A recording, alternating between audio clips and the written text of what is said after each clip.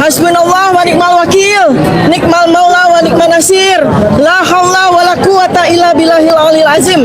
Alhamdulillah, pada hari ini, hari Kamis, kami sudah melakukan nota perlawanan ya, yang terdiri atas 37 halaman ya, yang kita berikan judul Indonesia Menggugat ya. Dugaan ijazah palsu Jokowi adalah sebuah cermin krisis multidimensional bangsa ini ya. Pada beberapa hal nanti akan secara rinci disampaikan oleh advokat saya. Yang pertama adalah bahwa surat dakwaan yang diajukan kepada saya itu secara penuh setelah kami pelajari mengandung dua kelemahan utama yang membuat sidang atas nama saya sebagai terdakwa tidak bisa lagi dilanjutkan, yaitu terjadi error in objecto dan error in persona. Apa artinya? Objek yang didakwakan kepada saya itu salah secara objek ya, karena yang saya dan Mas Roy Suryo lakukan pengkajian adalah benda digital, objek digital yang beredar di internet yang dimiliki oleh saudara Dian Sandi. Kami sama sekali tidak melakukan pengkajian, komentar apapun terhadap dokumen digital yang diakui oleh saudara Joko Widodo, karena secara fakta saudara Joko Widodo tidak memiliki ijazah dalam bentuk digital. Jikalau memang benar beliau adalah lulusan Fakultas Kehutanan UGM tahun 1985, jikalau benar maka dokumen yang dimiliki adalah dokumen yang bersifat analog, di mana kita semua sampai dengan 11 tahun kita menanti sama sekali belum pernah ada kemunculan dari dokumen ijazah tersebut, sehingga jelas bahwa dugaan atau dakwaan dari jaksa itu salah secara objek ya. Kemudian yang kedua adalah error in persona, karena ini berkaitan dengan laporan yang dilakukan oleh saudara Joko Widodo terkait dengan locus dan tempus delicti yang sangat aneh dan janggal, karena locus dan tempus delicti itu berpindah-pindah dari sejak kami pertama kali diperiksa sebagai saksi tanggal 11 Mei 2025. Pada waktu itu yang dilaporkan sebagai locus dan tempus delicti adalah sebuah peristiwa tanggal 22 Januari 2025, di mana kami sama sekali atau saya sama sekali tidak berada pada locus dan tempus yang dimaksud. Lalu kemudian laporan polisi itu diubah secara locus dan tempus deliktinya menjadi di daerah Jakarta Selatan 26 Maret 2025. Lalu pada surat dakwaan yang disampaikan oleh penuntut umum ternyata locus dan tempus berubah lagi, yaitu di antara bulan Maret 2025 hingga bulan Mei 2025. Padahal laporan yang dilaporkan oleh saudara Joko Widodo itu tertanggal 30 April 2025. Jadi ini jelas salah ya secara persona dan salah secara objekto, karena mana mungkin melaporkan sesuatu kejadian yang belum terjadi pada saat laporan polisi itu dilakukan. Dia melaporkan tanggal 30 April 2025 atas peristiwa yang terjadi pada bulan Mei 2025. Itu sesuatu yang sangat tidak masuk akal. Dan berikutnya lagi adalah kesalahan atau error in objecto adalah mendakwa sebuah produk jurnalistik yang dilindungi oleh undang-undang pers yang jelas ya. Jadi ada 5 unggahan dari 28 unggahan yang dijadikan sebagai barang bukti. Itu sendiri sebetulnya sudah error in objecto, karena 28 barang bukti itu dibebankan semua kepada saya. Sedangkan dari 28 barang bukti itu hanya ada 5 ada 5 unggahan yang berkaitan dengan saya. Nah, sementara dari 5 objek tersebut itu sebetulnya adalah produk jurnalistik. Yang utama adalah sebuah siaran di media ya, yang berlangsung di gedung MNC ya, itu dilaporkan sebagai di mana saya melakukan perbuatan yang didakwa dengan pasal 32-35.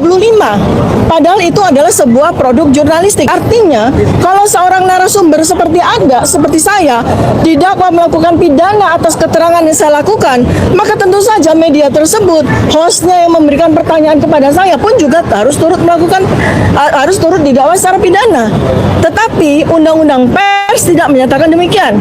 Sebab sebuah produk jurnalistik yang berisikan talk show ya atau sebuah tanya jawab itu dilindungi oleh Undang-Undang Pers. Apabila host dan narasumber melakukan sebuah kesalahan, slip of the tongue atau kesalahan pada waktu itu, maka Undang-Undang Pers itu memberikan fasilitas dalam bentuk hak jawab, dalam bentuk sebuah mediasi di dalam koridor Dewan Pers ya. Jadi ini tidak bisa langsung dibawa kepada pidana. Kalau sampai terjadi seperti ini, maka inilah yang disebut sebagai chilling effect, membuat semua orang takut untuk bicara. Ya, selanjutnya akan diteruskan oleh advokat saya. Silakan. Ya, terima kasih. Saya tambahkan sedikit ya, karena hari ini adalah perlawanan terhadap dakwaan. Kami belum bicara masalah pokok perkara.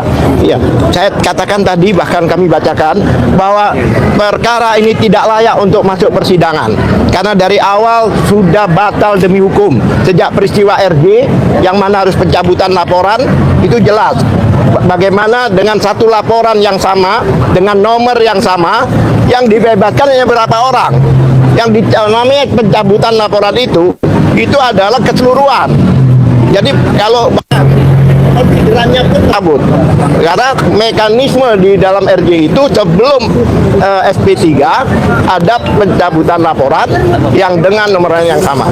Kedua, peristiwa Mabes Polri pada waktu Jokowi melaporkan kawan-kawan ini, itu peristiwa di Mabes Polri belum dihentikan penyidikannya. Jadi ini sudah melanggar Undang-Undang PSK, Perlindungan Saksi dan Korban. Belum dihentikan. Kenapa demikian?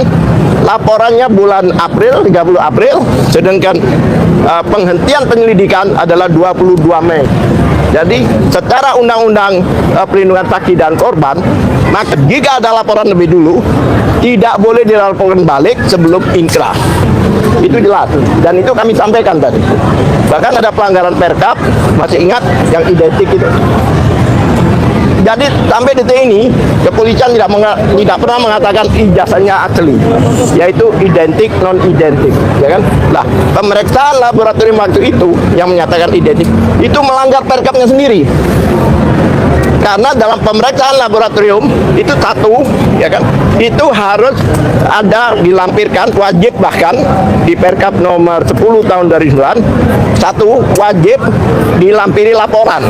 Pada saat itu belum ada laporan, Dumas. Kedua, wajib dilampiri BAP. Pada saat itu belum semuanya di BAP. Ketiga, wajib dilampiri dengan berita acara penyitaan. Pada waktu itu tidak ada penyitaan. Oleh sebab itu, perkara ini cacat demi hukum. Bahkan saya berani katakan kalau itu seorang bayi, itu mati dalam kandungan. Bukan cacat tadi, mati. Kami tekankan berkali-kali bahwa perkara ini tidak layak untuk masuk persidangan ini. Silakan lanjutkan. Mungkin Bang lagi selesai ngomong mundur. Oh, mundur. Kalau selesai ngomong Dulu nanti ya Bang. Sampai ke di sini semua. setelah Iya, silakan. Banyak banget. punya siapa ini? Bukan speaker. Oke. Apa ada aja? Atau judul-judul. Oke, saudara-saudara wartawan. Yang kami permasalahkan hari ini adalah mengapa penuntut umum membawa perkara ini ke Pengadilan Negeri Jakarta Timur. Itulah yang kami permasalahkan. Mengapa kami permasalahkan? Karena dalam uraiannya, di dalam surat dakwaan itu adalah pertama mengatakan tindak kejahatan atau tindak pidana dilakukan di wilayah Jakarta Selatan, kemudian mengatakan di wilayah Jakarta Pusat. Seharusnya kan jurisdiksinya adalah Pengadilan Negeri Jakarta Selatan atau Pengadilan Negeri Jakarta Pusat. Namun mengapa Itu ya saya. Saudara hadir di sini harus saya tanya, kami majelis ini bertanya, termasuk penuntut umum dan penasihat hukum. Sekarang saudara yang nanya saya yang nanya saudara. Yang saudara maksud itu apa? agar Bapak Joko Widodo dihukum. Keinginan kami sangat sederhana, terukur dan konstitusional. Kami hanya menuntut satu hal. Majelis hakim yang kami muliakan, mari kita jernihkan pandangan kita dan riuh rendahnya dinamika sosial di luar sana. Kami melihat ada dikotomi yang keliru dalam memandang perkara ini. Di satu sisi, para pendukung Joko Widodo kerap menuntut dengan keras agar terdakwa dijatuhi hukuman yang berat. Namun di sisi lain, kita bisa melihat terdakwa maupun para pendukungnya tidak pernah sekalipun menuntut agar Bapak Joko Widodo dihukum. Keinginan kami sangat sederhana, terukur dan konstitusional. Kami hanya menuntut satu hal, agar keabsahan sebuah ijazah dapat dibuktikan secara terang benderang di hadapan hukum dan pengadilan. Namun apa yang kita saksikan sepanjang proses peradilan ini sungguh sebuah ironi yang mendalam. Ruang pengadilan yang mulia ini ternyata sengaja atau tidak telah dipersempit ruang lingkupnya. Persidangan ini ditarik menjauh dari hulu masalahnya. Kita tidak sedang diajak untuk menguji kebenaran material dari ijazah yang menjadi pokok permasalahan, melainkan kita terjebak dalam labirin penafsiran formalitas perihal pasal-pasal pencemaran nama baik dan fitnah. Halo Sobat Politik, selamat datang kembali di channel Fakta Politik, tempat kita mengupas tuntas isu yang paling hangat, peristiwa penting dan fakta tersembunyi dari dunia politik tanah air tanpa ada yang ditutup-tutupi. Sobat Politik, sudah berbulan-bulan isu sengketa keabsahan ijazah mantan Presiden Joko Widodo menjadi perbincangan paling panas di seluruh penjuru negeri. Sebelum kita membahas lebih lanjut teman-teman, seperti biasa jangan lupa untuk subscribe dan berikan komentar kalian di kolom komentar di bawah agar tidak ketinggalan isu-isu menarik yang panas dan fakta menarik lainnya di channel ini. Sobat Politik, mulai dari tuduhan, ini ketidaklengkapan dokumen, perdebatan soal bukti asli, hingga pernyataan-pernyataan kontroversial dari berbagai pihak yang membuat publik semakin bertanya-tanya. Hari ini sidang yang paling ditunggu-tunggu oleh seluruh rakyat Indonesia akhirnya membuahkan keputusan resmi dari hakim. Apakah keputusan ini sesuai dengan prediksi yang banyak beredar sebelumnya? Apakah hakim benar-benar memutuskan bahwa ijazah Jokowi sah sepenuhnya, atau justru ada hal yang mengejutkan yang belum kita ketahui? Ya, semua jawabannya akan kita bahas secara mendalam, lengkap dan dengan fakta-fakta yang terungkap di persidangan hari ini. Ya, Sobat Politik, sidang sengketa ijazah yang digelar hari ini memang menjadi momen yang paling ditunggu.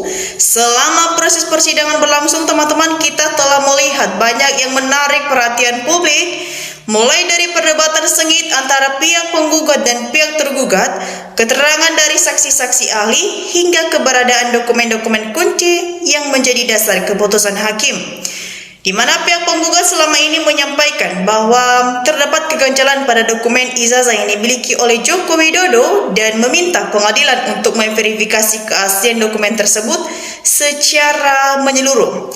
Namun di sisi lain, Sobat Politik, pihak kuasa hukum Joko Widodo menegaskan bahwa semua dokumen yang diajukan adalah sah sesuai dengan ketentuan yang berlaku, serta telah memiliki bukti pendukung yang cukup kuat.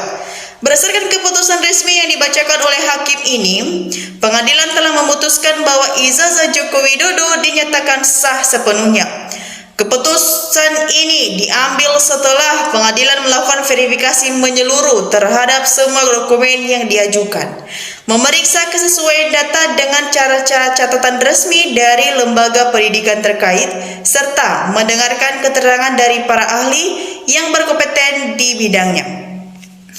Banyak juga pihak yang menyatakan bahwa keputusan ini sejalan dengan prediksi yang sudah beredar sejak awal persidangan, Namun, di saat-saat yang sama, ada juga sebagian masyarakat yang masih memiliki keraguan dan berharap agar proses verifikasi bisa dilakukan dengan lebih terbuka lagi.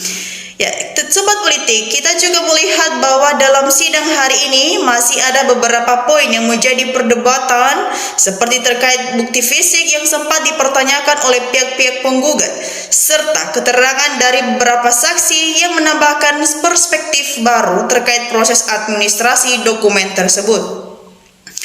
Perlu kita ketahui bersama Sobat Politik, keputusan ini adalah hasil dari proses hukum yang telah dijalankan sesuai dengan prosedur yang berlaku di Indonesia. Namun demikian, isu ini tidak berhenti begitu saja. Kita masih perlu memantau apakah pihak penggugat akan mengajukan upaya untuk selanjutnya, ataukah keputusan ini akan menjadi titik akhir dari perdebatan sengketa ijazah ini. Selain itu, Sobat Politik, kita juga perlu memperhatikan bagaimana dampak keputusan ini terhadap dinamika politik nasional ke depan, terutama menjelang berbagai agenda penting yang akan datang. Sobat Politik, penting bagi kita untuk tetap bersikap objektif dalam menyikapi setiap informasi yang ada. Jangan mudah percaya pada berita yang belum jelas kebenarannya, dan selalu periksa sumber informasi yang kamu dapatkan di channel Fakta Politik. Kami akan terus memantau setiap perkembangan terbaru dari isu ini, serta menyajikan fakta yang akurat dan berimbang untuk kita semua. Nah, Sobat Politik, itulah pembahasan lengkap mengenai hal-hal hasil sidang ijazah Jokowi hari ini yang perlu kamu ketahui, teman-teman. Dan bagaimana tanggapanmu terhadap keputusan dibacakan hakim ini? Apakah kamu setuju dengan keputusan tersebut atau masih memiliki pandangan lain? Silakan tulis pendapatmu di kolom komentar di bawah, dan kita saling diskusi dengan santun dan saling menghargai perbedaan atau pandangan pendapat yang lain. Ya, sekali lagi teman-teman, jangan lupa untuk subscribe channel ini dan berikan like di video ini dan nyalakan lonceng notifikasi agar kamu menjadi pertama yang mendapatkan berita terbaru seputar isu yang mampu atau isu yang hangat lainnya. Ya, Sobat Politik, juga kita melihat di channel ini ada beberapa tanggapan dari masyarakat luas yang sudah memberikan tanggapannya, dan mari kita saksikan bersama. Politik, di sini Rusyari berkomentar, penegak hukum sudah jadi termul dan bodoh, terutama Parcok. Kita lanjutkan, Muhammad Drakir berkomentar, pengadilan rakyat jalanan laksanakan. Kita lanjutkan, Sobat Politik, Eman Maulana, sudahlah aparat penegak hukum, seret Mulyono. Kita lanjutkan, Sobat, Bang J berkomentar, termul banyak yang sudah putar arah. Disampaikan jamaah di mana? Di sini dia berpendapat Nepal kan termasuk kuasa hukumnya. Sobat Politik, Idaya Pustru berkomentar, ini diperlukan ketegasan penegak hukum kalau mau jujur. Kita lanjutkan, teman Sobat Politik semua, Indah Gunawan berkomentar, udah tangannya bande kalau sudah ketahuan palsu, harus dihukum mati tuh manusia, jangan sampai lolos. Ya, Sobat Politik, ya juga berkomentar, kalau tidak datang jemput paksa dan dijebloskan langsung, biasa pembohong sampai keturunannya. Sobat Politik semua, Sandral berkomentar di sini, saya lulusan sudah tentang barang bukti. Kalau cuma dari mulut tidak berarti itu asli, kecuali barang bukti dari ijazah aslinya diperlihatkan ke publik tentang barang bukti yang sah. Kita lanjutkan, Sobat Politik, Ismalo berkomentar, pengacara Jokowi tidak profesional, Ternal Mulyono.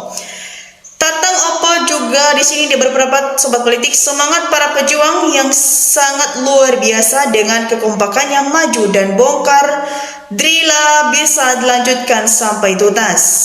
Kita lanjutkan, Sobat Politik semua, Supia Bilung berkomentar, ketahuan sudah palsunya tidak berani tunjukkan ijazah, katanya mulai dari SD, SMP hingga perguruan tinggi UGM. Lah, itu adalah kebohongan yang lagi-lagi palsu.